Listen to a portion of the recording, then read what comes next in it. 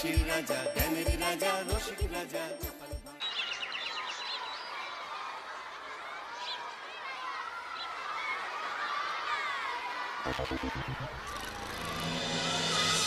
না, ব্যাপারটা তো জানাতে হবে।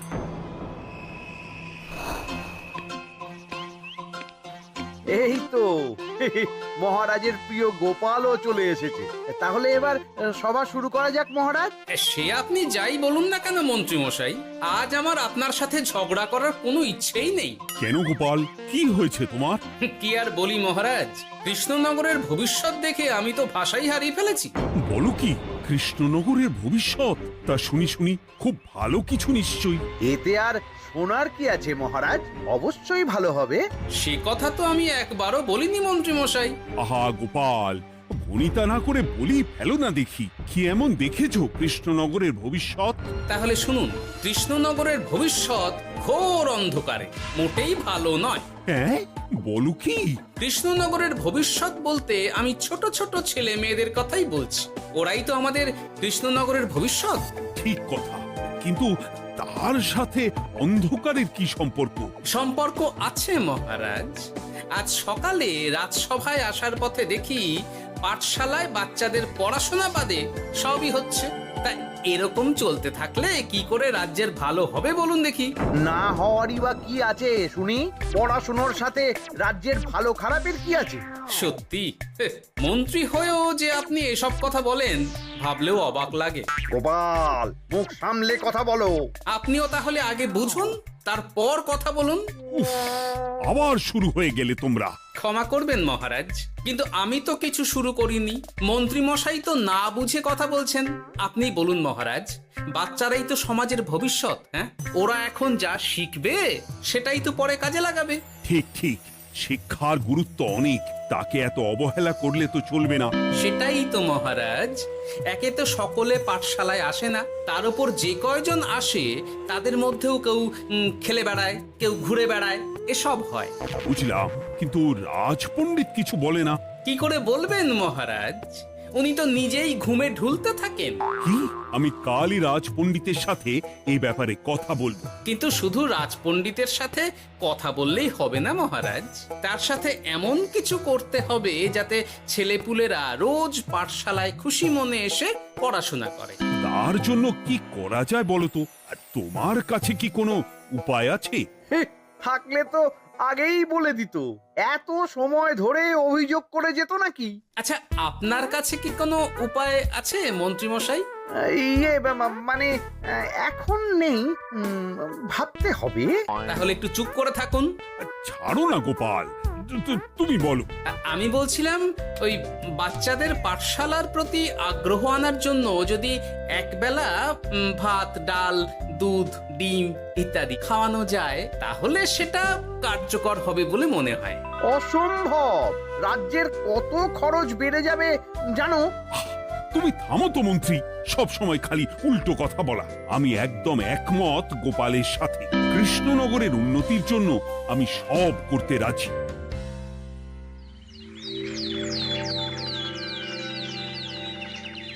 তোমার কিছু বলার আছে পণ্ডিত পাঠশালার এই অব্যবস্থার ব্যাপারে? আজ্ঞে মহারাজ, অনেক ভোরে উঠি তো, তাই একটু চোখ লেগে যায় আর কি। উফ, চোখ লাগারও আর সময় পেল না তোমার? পড়ানোর সময়ই চোখটা লাগতে হলো। যাই হোক, যা হওয়ার হয়ে গেছে, আর যেন এমন না হয় সেটা কিন্তু মাথায় রেখো।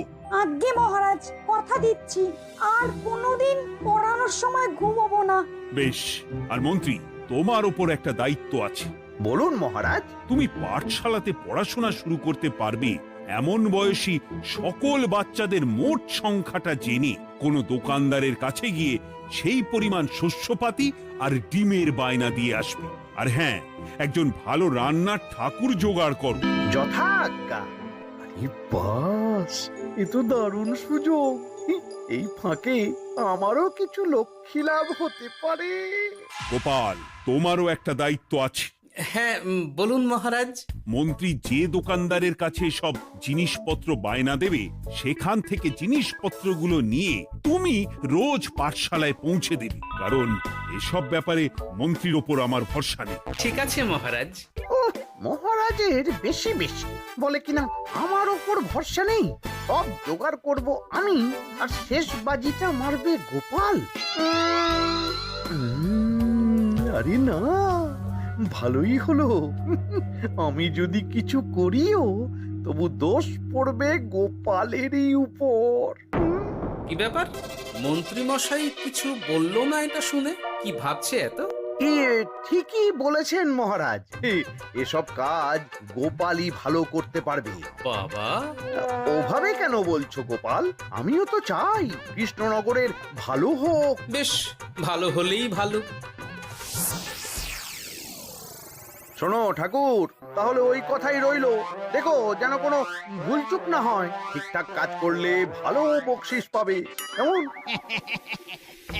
হুকুম, কোনো ভুল হবে না। পাথর ভেঙে এক বস্তা কাঁকর আমি তৈরি করেই এনেছি, আর অর্ধেক দুধে অর্ধেক জল মেশানো আর ডিম সরানো, এই তো সব হয়ে যাবে। হ্যাঁ, তবে দেখো গোপাল যেন এর টের না পায়। না না হুকুম, তু গোপাল কেন, কাকপক্ষীও টের পাবে না।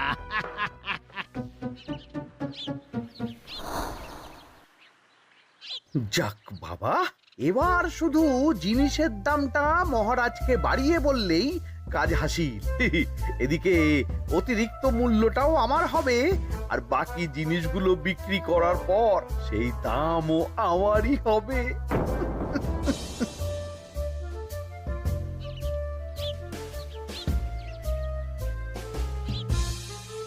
ওরে, কোথায় যাচ্ছিস সব তোরা? কাল থেকে অবশ্যই সব পাঠশালায় যাস, কিন্তু বন্ধুদেরও বলিস যেতে। ভাত, ডিম, দুধ, আরো কত কি ভালো ভালো সব খাবার দেওয়া হবে রে। তাই ডিমও দেবে? হ্যাঁ রে, মহারাজ এই নতুন নিয়ম করেছেন। আমি নিজে গিয়ে জিনিসপত্র দিয়ে আসবো। কে মজা, আমি তো তাহলে রাত যাব পাঠশালা। আমিও যাব। বেশ দারুণ ব্যাপার হলো তো, এবার তো রোজ পাঠশালা যেতেই হবে। আচ্ছা বেশ, এবার চলি তাহলে।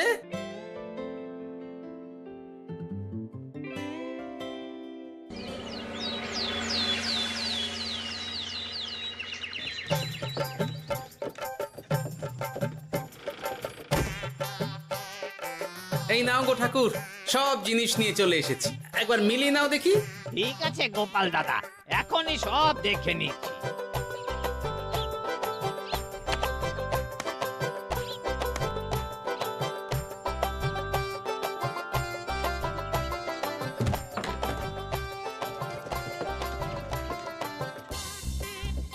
যাক বাবা, গোপাল দাদা গেছে, এবার মন্ত্রী মশাইয়ের কথা মতো সব করলেই কেল্লা ফতে।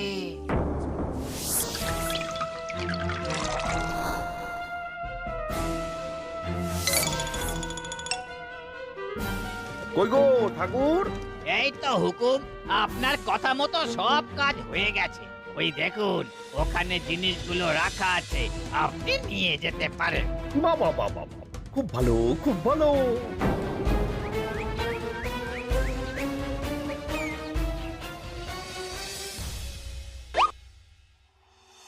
ও কি, অর্ধেক ডিম দিলে যে, বাকিটা কোথায়? কিসের বাকি? ডিমটা অমনি দেখতে। বললেই হলো, ডিম কখনো অর্ধেক হয়? বাকিটা কোথায় বলো, নইলে কিন্তু। আরে বাবা, তুমি ডিম খেতে খুব ভালোবাসো বুঝি? হ্যাঁ তো। তাহলে এটা জানো না যে অর্ধেক ডিমের দ্বিগুণ শক্তি হয়? সত্যি? হ্যাঁ, তা নয় তো কি মিথ্যে? ওই জন্যই তো আমি তোমাদের সকলকে অর্ধেক ডিম দিই। আরে বাস, এটা তো আমরা কেউই জানতাম না। ঠিক আছে, আমি আমার সকল বন্ধুকে এটা জানাবো। যাক বাবা, বিশ্বাস করলো তবে, নইলে আর একটু হলেই ধরা পড়ে যেতাম।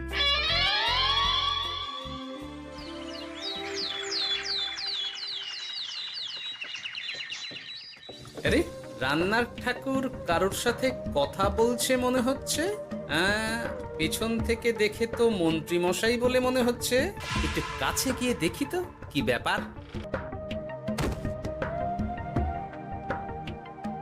আরে গোপাল দাদা যে, তোমার কথাই ভাবছিলাম, আর দেখো তুমি চলে এলে। হুম, তুমি কি নিশ্চিত যে তুমি আমার কথাই ভাবছিলে? আমি তো তোমাকে কারোর একজনের সাথে কথা বলতে দেখলাম। এই, আবার মন্ত্রী মশাইকে দেখে ফেলেনি তো? কথাটা বেফাঁস হয়ে যাওয়ার আগে আমাকে কথা ঘোরাতে হবে। কি গো বলো, এত কি ভাবছো? হ্যাঁ, ইয়ে, না না, এতে ভাবার আর কি আছে? কেউ না কারোর সাথে কথা বলিনি। আমি তো একাই ছিলাম। তুমি বোধহয় ভুল দেখেছো। হ্যাঁ, ভুলই হবে। কি ব্যাপার? ঠাকুর এভাবে বলছে কেন? তাহলে কি সত্যি ভুল দেখলাম নাকি অন্য কোনো ব্যাপার আছে? না, পরে দেখতে হচ্ছে। ঠিক আছে, এই আমি যাই গো। হ্যাঁ, অনেক কাজ আছে।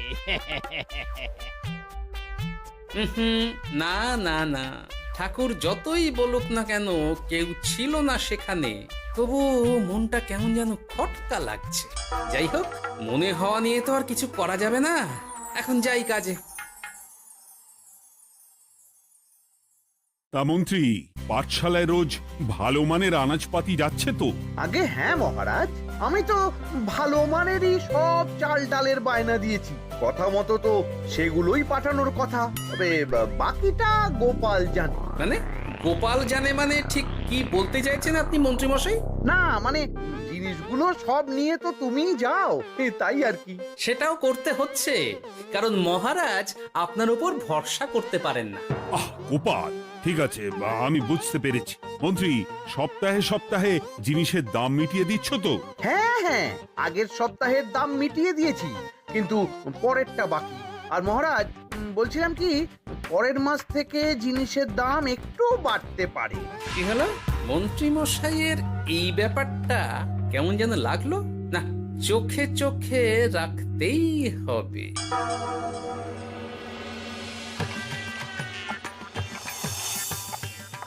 কিরে বুটি, তুই অর্ধেক ডিম খেয়ে বাকি অতটা রেখে দিলি কেন?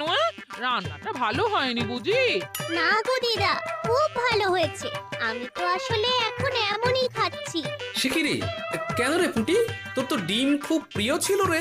এখনো ভালো লাগে। তাহলে পুরো ডিম খাচ্ছিস না কেন? এ বাবা, তুমিও জানো না, অর্ধেক ডিমের শক্তি গোটা ডিমের থেকে বেশি, মানে দ্বিগুণ শক্তি। কি বলে কি গো? এই, তোকে এমন কথা কে বলেছে রে? ওমা, কেন?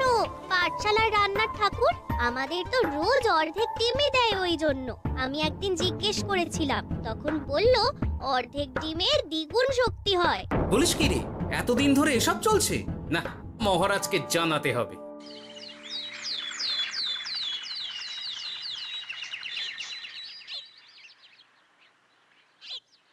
আরে গোপাল এত সকাল সকাল রাজবাড়ির দিকে যাচ্ছে কেন? গিয়ে আড়াল থেকে দেখি তো।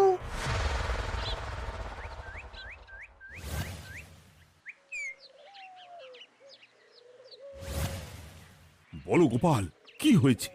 হঠাৎ কেন এভাবে একা দেখা করার কথা বললি? আসলে মহারাজ, আমি চাই না এই ব্যাপারটা মন্ত্রী মশাই জানুক, তাই একান্তে আপনার সাথে কথা বলতে চাই। কেন, কি হয়েছে? সব খুলে বলো। তাহলে শুনুন মহারাজ।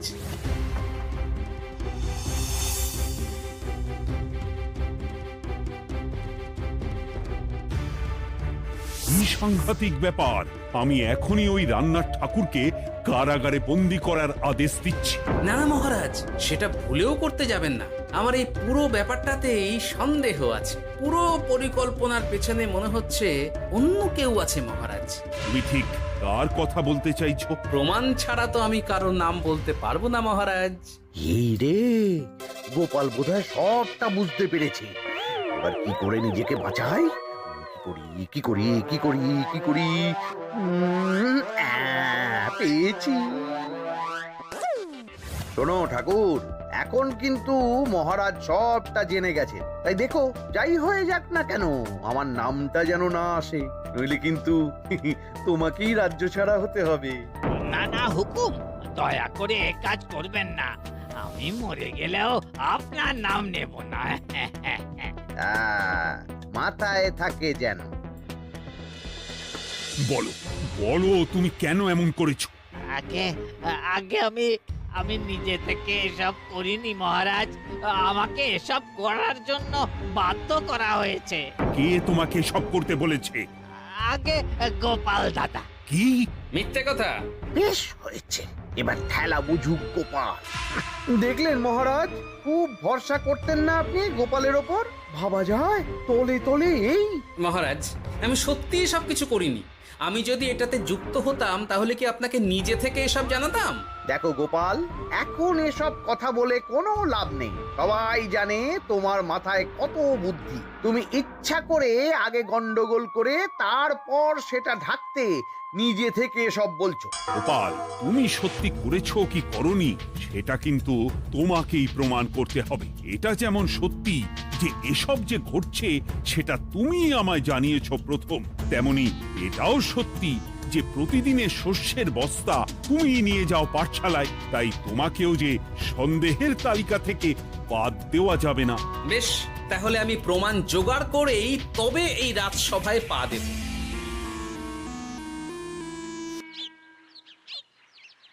আজকের পরে আমি আরো নিশ্চিত যে এসবের পিছনে মন্ত্রীমশাই যুক্ত আছে।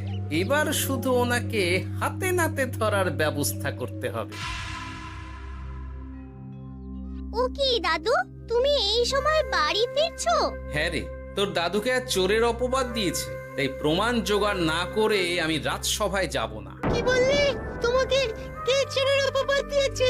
কে আবার? ওই মন্ত্রী। কিন্তু আমার সন্দেহ হচ্ছে যে আসল চোর ওই মন্ত্রী। বাস, তাহলে আর চিন্তা কি? আমরা আছি তো, মন্ত্রীর ওপর নজর রেখে তোমাকে সব খবর দিয়ে যাব। হ্যাঁ দাদু, আমারও অনেক রাগ হয়েছে। এতদিন মিথ্যে বলে আমাদের অর্ধেক ডিম খাইয়েছে। আমি এটা কিছুতেই মানতে পারছি না। এবার সত্যিটা সবার সামনে আসবেই।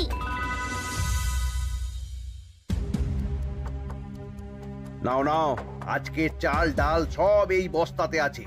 এই নিন আজকের মূল্য। দেখো, অর্থটা কিন্তু বড় কথা নয়। তোমার যে রোজ বিক্রি বাট্টা বেড়ে গেছে, আর তার জন্যই তোমার তো আমাকে মিষ্টি খাওয়ানো উচিত। একদম, আমি কালই আপনাকে মিষ্টি খাওয়াবো, একদম পাকা কথা। তাহলে আজ চলি, কাল দেখা হবে। দেখলি মন্ত্রী মশাই কি বদমাইশ। চল এখনই গিয়ে গোপাল দাদুকে সব বলি।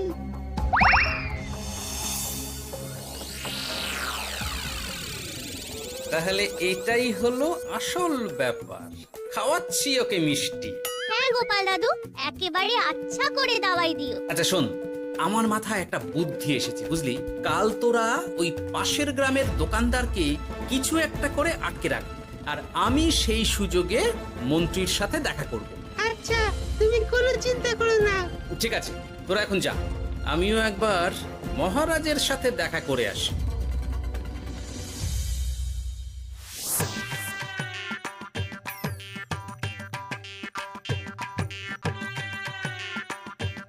আসতে পারি মহারাজ? আরে গোপাল জি, এসো এসো।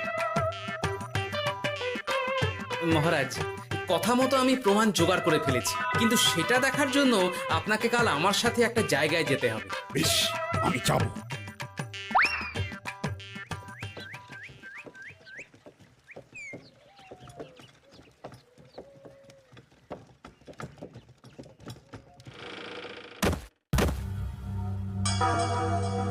এই কি, তুমি কে? আগে আমি মালিকের খুব বিশ্বস্ত কর্মচারী। আজ সকালে মালিক একটা অন্য কাজে ব্যস্ত হয়ে পড়েছে, তাই আমাকে পাঠালো। কিন্তু কথা মতো আপনার জন্য মিষ্টি পাঠিয়েছে। এই তাই নাকি? দাও দাও দাও দাও, শুনেছি তোমাদের গ্রামের মিষ্টিও নাকি খুব ভালো। হ্যাঁ, ওই আর কি। নিন।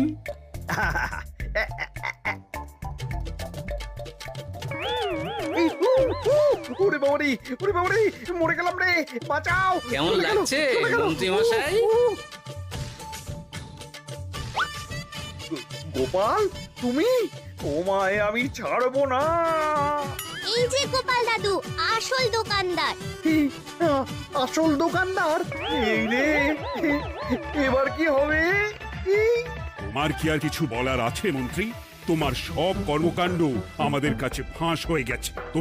তোমার সাহস কি করে হয় কৃষ্ণনগরের ভবিষ্যতের সাথে এমন করার?